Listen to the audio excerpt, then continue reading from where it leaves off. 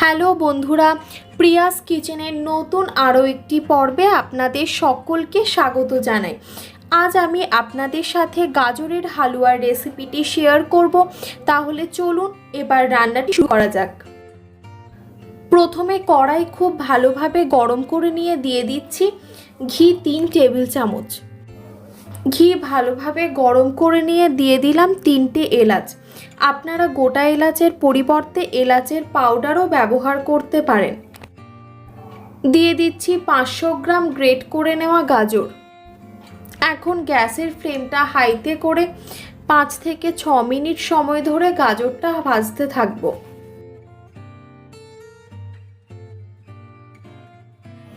ভাজতে ভাজতে দিয়ে দিলাম আরও 1 চামচ মতো ঘি। ঘিটা ভালোভাবে মিশিয়ে নিয়ে গাজরটা আবারও ভাজতে থাকবো।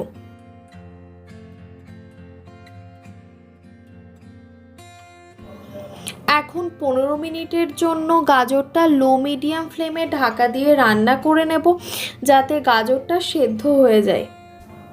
মাঝে মধ্যে ঢাকা সরিয়ে অবশ্যই নেড়ে নেবেন, নইলে কড়াইতে নিচে লেগে যেতে পারে। দিয়ে দিচ্ছি 250 ml দুধ। আমি এখানে দুধটা ফুটিয়ে নর্মাল টেম্পারেচারে এনে তারপর ব্যবহার করেছি। এই সময়ে গ্যাসের ফ্লেমটা অবশ্যই লোতে রাখতে হবে।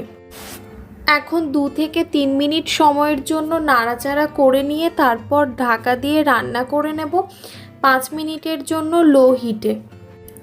মাঝে মধ্যে অবশ্যই ঢাকা সরিয়ে নাড়াচাড়া করে নেবেন।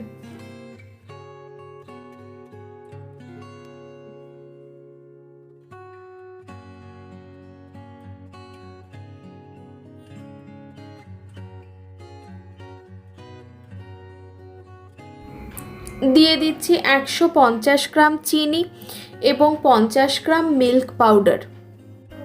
আবারও নাড়াচাড়া করে ভালোভাবে মিশিয়ে নিতে হবে, যাতে মিল্ক পাউডার জমাট বেঁধে না থাকে।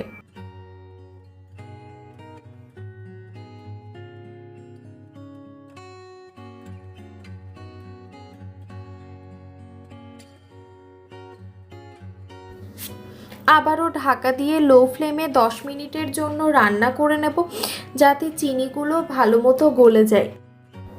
গ্যাসের ফ্লেমটা হাইতে করে দিয়ে ততক্ষণ নাড়াতে থাকবো যতক্ষণ না অতিরিক্ত জলটা শুকিয়ে আসছে।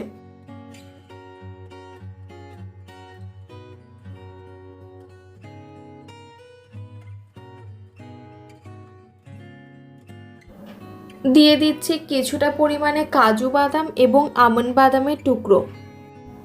এখন হাই ফ্লেমে নাড়তে নাড়তে মিশিয়ে নেব।